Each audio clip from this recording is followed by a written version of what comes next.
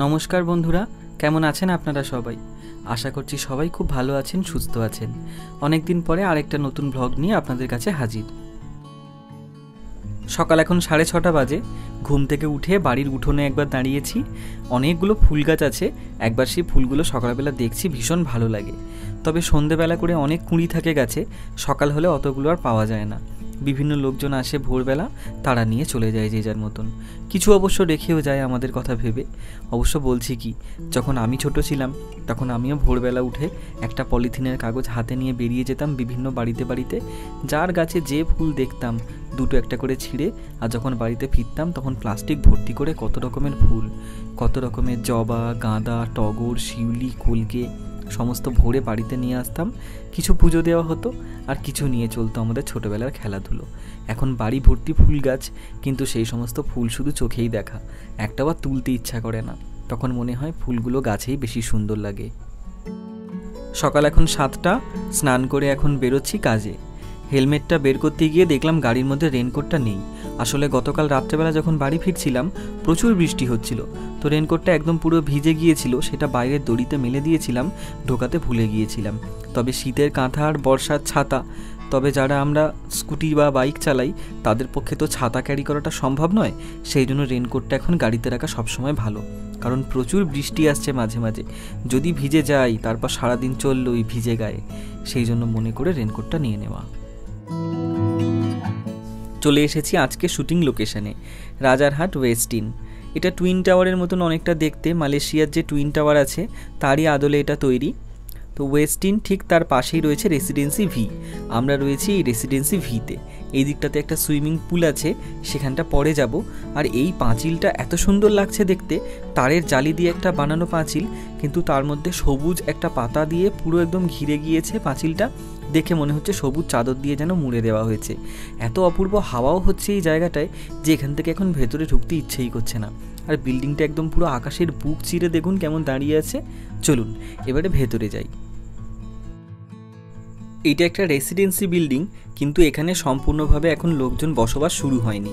একটা floor ready আছে, 9th floor, যেখানে আজকে আমাদের শুটিং। আর রয়েছে এই রিসেপশন আর লবি এরিয়াটা, এইগুলো কমপ্লিট করা। বাকিগুলো এখনও সবই রয়েছে আন্ডার কনস্ট্রাকশন। তবে সামনেটা কিন্তু বেশ সুন্দর করে সাজানো। আর পেছন দিকটাতে রয়েছে একটা খুব সুন্দর আর্ট, সেটা আপনাদেরকে দেখাই, একবার দেখুন। নিচটাতে রয়েছে খুব সুন্দর একটা ল্যাম্পশেড, আর ওপরটায় একটা গ্রে ব্যাকগ্রাউন্ডের মধ্যে বিভিন্ন সাইজের তামা পিতলের বাটি রয়েছে, সেগুলোতে নানান রকম রং করে আটকে দেওয়া। দেখতে বড় ভালো লাগছে। কিন্তু এই বিল্ডিংটাতে টোটাল 32টা ফ্লোর আছে। সবগুলো ফ্লোরেই কাজ চলছে কিছু না কিছু। আমরা যাচ্ছি 9 নম্বর ফ্লোরে, সেখানে একটা ফ্ল্যাট রেডি আছে যেখানে আজকে আমাদের শুটিং।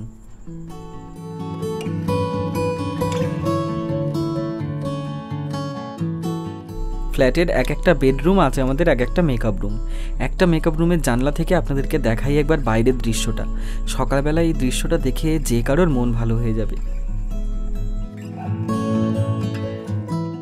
কি অপূর্ব সুন্দর লাগছে দেখুন খালি একবার বাইরের ভিউটা দেখে, যেন মনটা একদম খুশি হয়ে যাচ্ছে।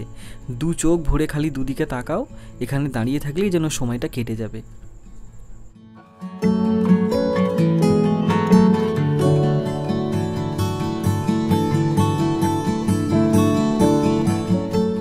সকাল এখন 11টা, আমাদের ব্রেকফাস্ট করা হয়ে গেছে। এখন একবার এসেছি বেসমেন্টে। এখান থেকে একটা গাড়ি নিয়ে যাব কাছেরই একটা মলে। এখন আমাদের শুটিংয়ের জন্য কয়েকটা জিনিস একটু কিনতে যাওয়ার আছে, তাই একবার বাইরে যাচ্ছি।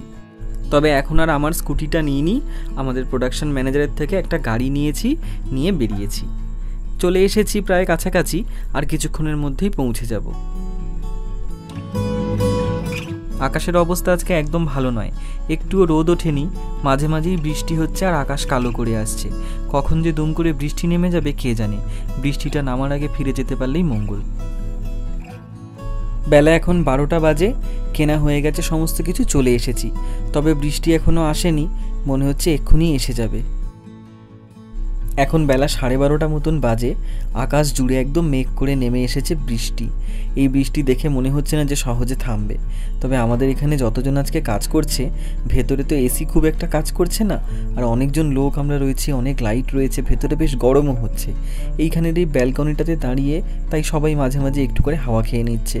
আর এত সুন্দর বৃষ্টি হচ্ছে বলে দারুণ সুন্দর একটা হাওয়াও হচ্ছে। এসির হাওয়াকে ফেল করে দেবে একদম পুরো। এখন দুপুর 2টো মতন বাজে। এখন ব্রেক ফর লাঞ্চ। তো এই লাঞ্চ ব্রেকে আমাদের বেসমেন্টে হচ্ছে লাঞ্চের ব্যবস্থা, পুরো খাওয়া দাওয়ার ব্যবস্থা। আর আমরা শুটিং করছি 9th ফ্লোরে। এবার লিফটে সবাই একসাথে যেহেতু যাতায়াত করছে, লিফট আসতে অনেক টাইম লেগে যাচ্ছে। সেজন্য আমি আছি আর আমার সাথে আরেকজন আছে, এই যে দেখাই, দেখো সুনীল দা। তো চলো আমরা সিঁড়ি দিয়ে নিচে যাই বলে 9th ফ্লোর থেকে বেসমেন্টে এখন আমরা সিঁড়ি দিয়ে নামতে নামতে যাচ্ছি। যেহেতু একটু দেরি করে খেয়েছি, সেই জন্য খুব একটা খিদে পাইনি। তাই জন্য ভাবলাম সিঁড়ি দিয়ে নামতে নামতে যদি অনেকটা ওয়ার্কআউট হয়ে যায়, খিদেটাও বেশ ভালোভাবে পেয়ে যাবে। অনেকটা চলে এসেছি, তবে বেশ ভয়ও লাগছে, কারণ আমরা দুজন ছাড়া সিঁড়িতে আর কেউ নেই। ওপর থেকে একবার আপনাদেরকে দেখাই, দেখুন সেই কত নিচে দেখা যাচ্ছে বেসমেন্ট।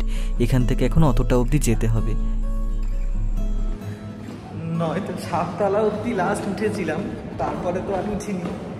এবার 9 তলা যেন শেষই হচ্ছে না বেসমেন্টে, মনে হচ্ছে নেমেই যাচ্ছি।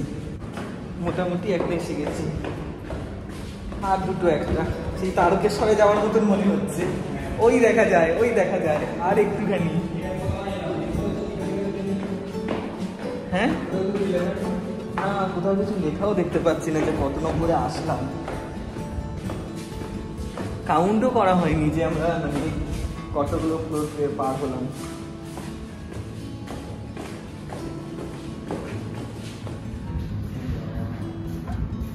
এই অবধি এসেছি, ভালো হয়েছে, এটাও দেখানো হয়ে যাবে। এসে এবার এখানে দেখা যাচ্ছে ব্লগ করা। এখান থেকে কিভাবে এবার যাবো জানি না। এখানে ব্লগ করা আর দুটো মাত্র বাকি ছিল, যেতে পারলাম না। এখানে ব্লগ করা, এবার আবার তাই ফিরে যাচ্ছি। কিভাবে আসলাম আর কি হয়ে গেল।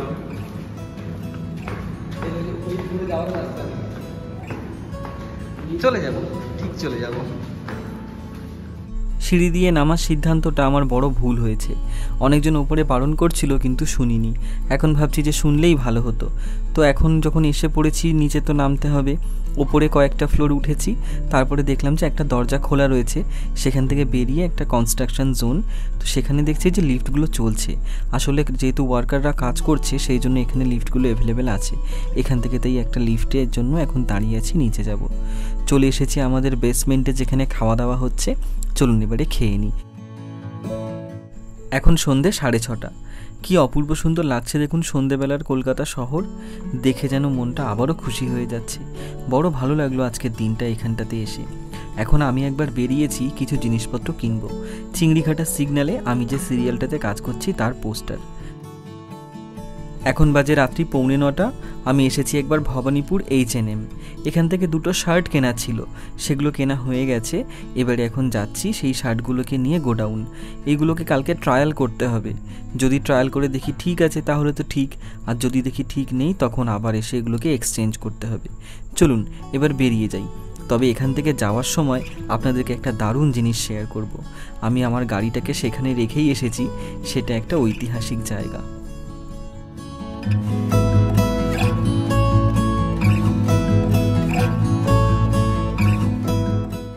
এটা ভবানীপুর, আর এই হচ্ছে ফোরাম মল।